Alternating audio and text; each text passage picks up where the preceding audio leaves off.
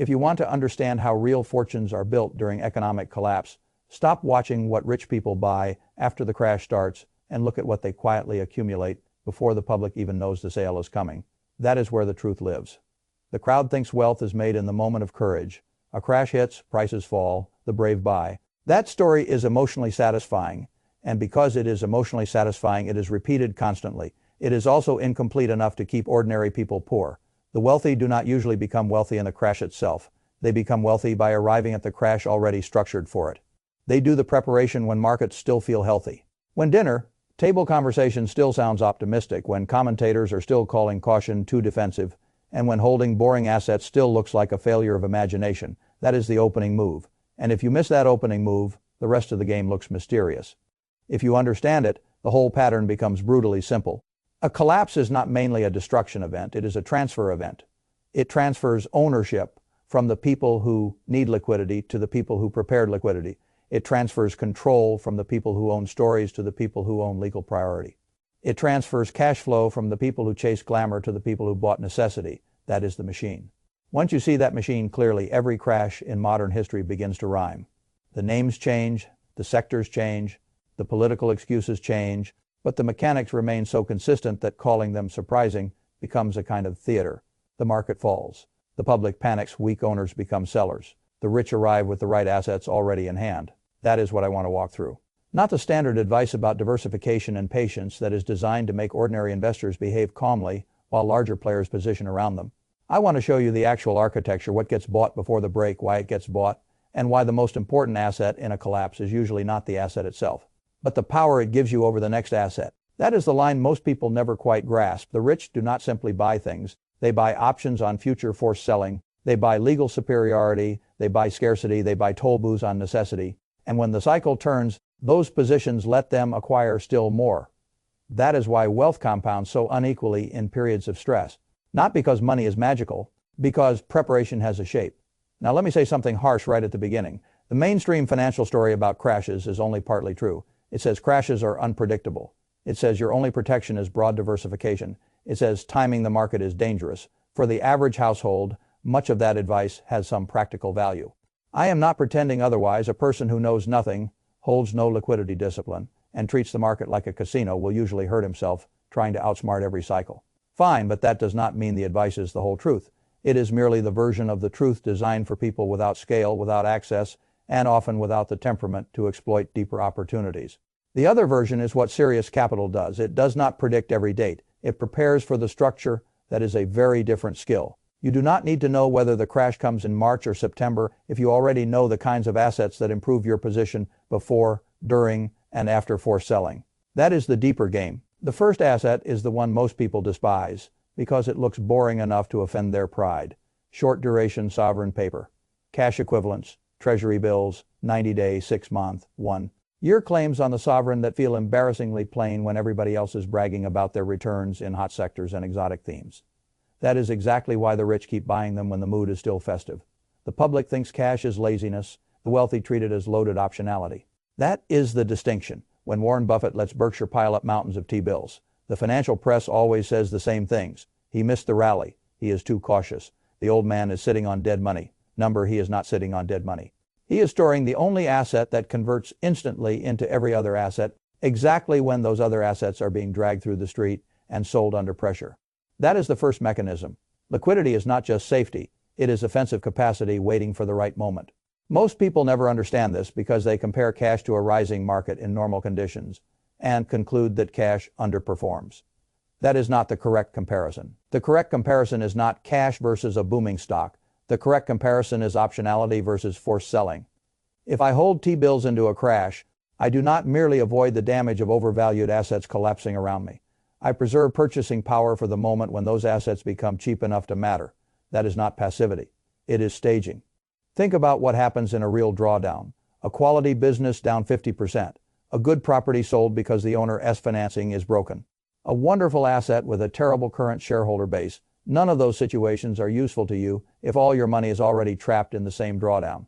This is what ordinary investors miss. They imagine a crash as a weather event that hits everybody equally. The rich do not think that way. They think in terms of balance sheets: who can buy, who must sell, who has the dry powder, who has the stomach. And the first answer to all of that is cash. That is why the first asset is boring. Boring is often lethal in finance because boring things are where discipline hides. Now let me say something even more important. Cash in this context is not just returnless waiting. In a higher rate world, T-bills actually yield something that matters. You are not only standing aside from risk, you are being paid to maintain the right to act later. That is one of the most beautiful positions in all of investing. The right to wait without bleeding badly. That is what wealthy people understand and ordinary people mock right until the moment the sale begins. The second asset is where the game turns darker. Distressed debt. This is where crises stop being unfortunate events and become legal transfer machines. Most people look at a company in trouble and think in the language of stock prices. They ask whether the equity might bounce, whether the chart looks oversold, whether management can recover, whether the news is too negative. That is a very retail way of looking at the world. Sophisticated money asks a much colder question: who sits highest in the capital structure when the story dies? That is the point. When a company nears bankruptcy, the common stock often becomes theater. The real action is in the debt stack. Senior claims, secured claims. Bonds trading at cents on the dollar because the market is too frightened, too forced, or too lazy to do the legal work. This is where the second mechanism appears. Debt becomes equity in disguise. A bond bought at 20 cents on the dollar may not be attractive because of the coupon. The coupon is not the point. The point is what happens when the company restructures. Old equity often gets wiped out. The debt holders, especially those who bought distressed paper at slaughter prices, emerge with the reorganized ownership. They did not buy a stock. They bought the legal right to stand above the stock. That is how fortunes get built in bankruptcy. Not by guessing whether a narrative recovers, by understanding where ownership goes when the narrative fails. Howard Marks built a giant reputation around exactly this logic, but the principle is much older than he is. Every downturn eventually creates assets whose productive value survives while their current capital structure does not. The market in panic prices the whole thing like death. Skilled buyers step in and say something much more precise. The company may be dying as currently arranged, but the assets are not worthless, the contracts are not worthless, the customer relationships are not worthless, the real estate is not worthless, the brand may not be worthless. So the question is not, will this stock recover? The real question is, can I buy a superior legal claim on the surviving value at a ridiculous discount?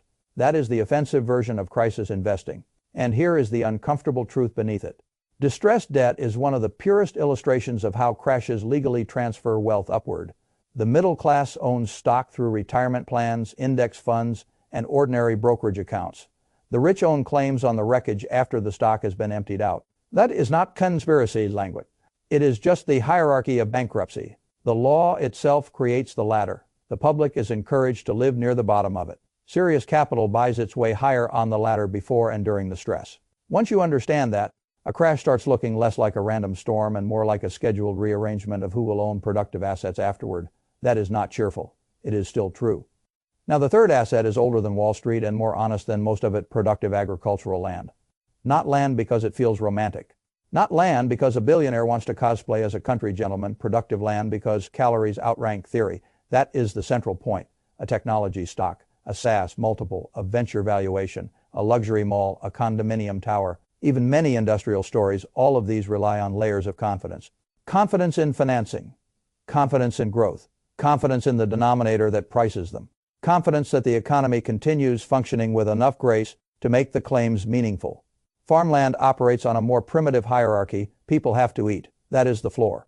A field capable of producing real food sits closer to necessity than almost any paper asset can ever sit. That matters more than people realize. Bill Gates did not become one of the biggest private farmland owners in America because he got bored. The financial logic is ancient. If a system is unstable, if debt is too high, if currency confidence may weaken, if the public market is full of valuation mirages, then land that produces calories becomes incredibly attractive. It gives you a claim on life itself rather than a claim on someone else's promise. That is why agricultural land survives so much monetary stupidity. Now, there are distinctions inside this category. I do not romanticize all land. Land that produces export crops, linked to global demand, is one thing. Land dependent solely on a collapsed local currency and a broken domestic market is another. Productivity matters. Water matters. Access matters. Jurisdiction matters. Management matters. A bad farm is still a bad asset. But the core logic remains. When the paper used to measure value becomes unreliable, the things that produce essential output keep their center better than the things valued mainly through optimism. This is why productive land keeps reappearing in every serious wealth. preservation conversation across centuries. Rome understood it. Aristocracies understood it. Families surviving inflation understood it. Modern billionaires understand it. The public keeps acting surprised when wealthy people buy farmland because the public still thinks wealth is about glamour. Serious money thinks more about necessity. And necessity almost always outranks glamour in the long run. The fourth asset is the one polite finance likes to pretend is merely cultural taste, blue chip, fine art, and other forms of extreme scarcity held in private transactions. Now let me be careful here. This is not about walking into a gallery and buying whatever feels sophisticated. That is how amateurs lose money in expensive rooms. This is about understanding scarcity that cannot be printed, cannot be scaled, and does not move in perfect lockstep with public markets. When the money supply expands, when currencies get managed too creatively, when paper claims look unstable, the wealthy start seeking stores of value that are both scarce and socially legible. That is where top-tier art becomes interesting, not because paint is magical, because scarcity plus legitimacy is powerful. A dead artist with institutional prestige has permanently fixed supply. The central bank cannot create more. The treasury cannot issue more. A government cannot stimulate the production of another authentic masterpiece from a dead hand. That matters. And when things matter, the rich quietly negotiate for them before the broader public even understands why. Private treaty sales spike before and around serious market dislocations for exactly this reason. The public auction room is noisy and visible. The private deal is where serious repositioning happens. A distressed seller needs liquidity from losses elsewhere. A buyer with dry powder wants a scarce store of value that the market cannot easily replicate or dilute. The deal gets done outside the public index. This is one of the reasons art is so misunderstood. People want to evaluate it like a public stock with transparent daily price discovery. That is not how the top end works. It works more like private capital preserving itself through scarcity.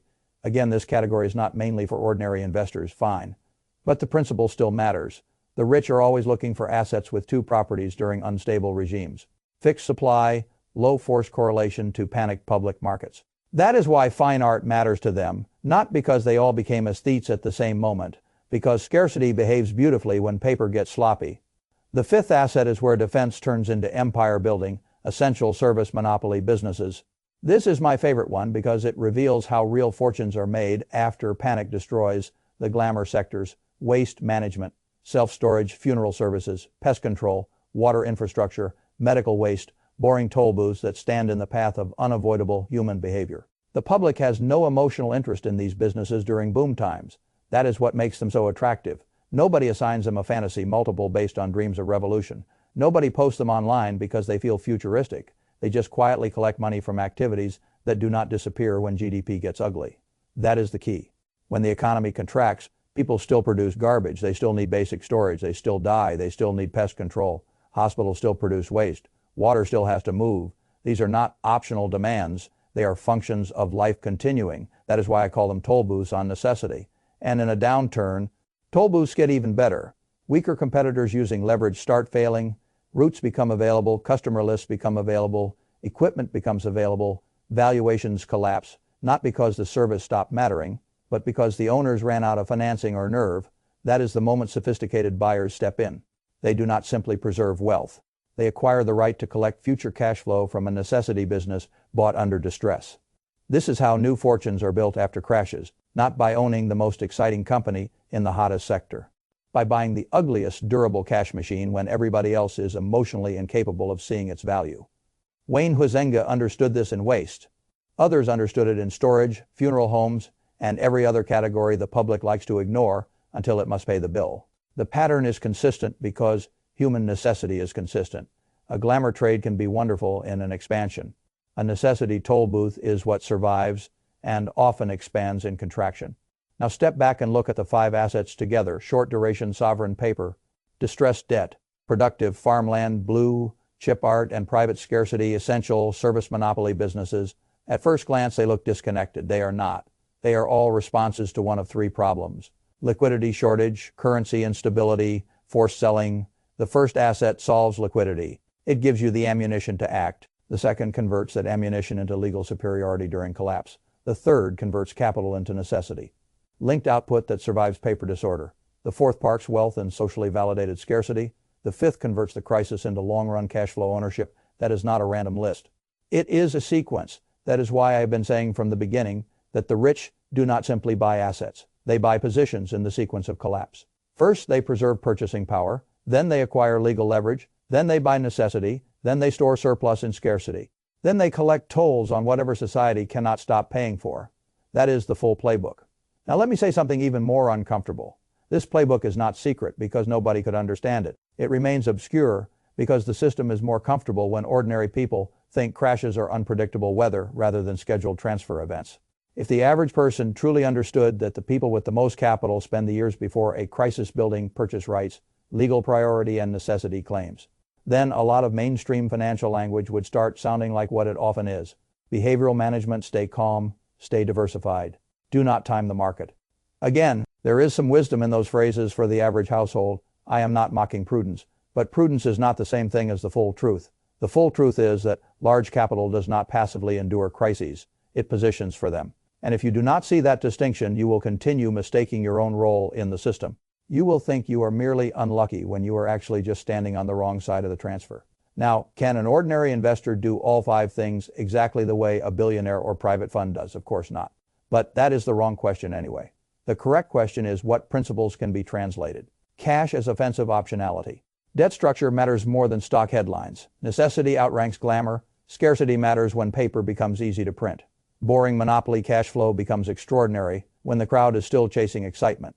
Those principles scale even if the exact vehicles do not. And that is why I think this file matters so much. Not because it gives a shopping list in the vulgar sense, because it reveals the architecture of serious wealth behavior. This is how people prepare before the screen turns red. This is how they think 18 to 24 months ahead, instead of waiting for the all-clear signal. This is how they arrive at the crash, with a very different emotional posture than everyone else. Most people see the crash and feel fear. The prepared see the crash and feel conversion. Conversion of cash into ownership. Conversion of debt claims into assets. Conversion of fear into position. That is what the wealthy are really buying before every economic crash. Not just T-bills, farmland, and toll booths. They are buying the right to act while everyone else is trapped. That is the real asset, the right to act. Everything else flows from that. Now let me tell you what the public almost never appreciates until it is far too late. The best opportunities in a collapse often belong to the least glamorous sectors because those sectors were never bid up to absurdity in the first place. The market spends expansions overpaying for stories and underpaying for necessity. Then the contraction arrives and the underpaid necessity businesses become strategic prizes. That is one of the deepest ironies in all of finance. People want to build wealth in the most crowded rooms. The biggest fortunes after crises are often built in the rooms nobody wanted to enter during the party. That should tell you something important about human nature. It should also tell you something important about your own habits. If your whole investing life is built around excitement, narrative, and public validation, you are likely vulnerable to the exact psychological pattern that gets exploited during downturns. The rich are not smarter because they read more headlines. They are often smarter because they are less interested in being entertained by their portfolio. That is a brutal advantage. Now let me bring this to the final test. A crash is coming someday. I do not know the date, and anyone who claims he knows the exact date is usually selling ego rather than insight. But the date is not the point. The point is whether you are built for the transfer. Do you hold any true optionality? Do you understand legal priority? Do you own anything tied to necessity? Do you respect scarcity? Do you know the difference between glamorous earnings and toll booth earnings? Those are the questions. Not whether you can guess the month. Not whether you can impress someone with macro commentary. Not whether you can survive another cycle emotionally while remaining structurally naked. The people who make the biggest money in crises are not the loudest predictors. They are the best prepared. That is the lesson I want you to leave with. Not fear, preparation, not cynicism. Structure, because once you understand that every major crash is also a shopping event for those already holding the right positions, you stop seeing collapse as a mystery. You start seeing it as a test of whether you were disciplined enough to be liquid, cold enough to understand priority, and wise enough to prefer necessity over glamour before the system itself forced that lesson on everybody else. That is where generational wealth really comes from. Not guessing the storm, owning the things that make the storm profitable. And the people who understand that before the wind starts are the ones who end up owning much more when the sky finally clears.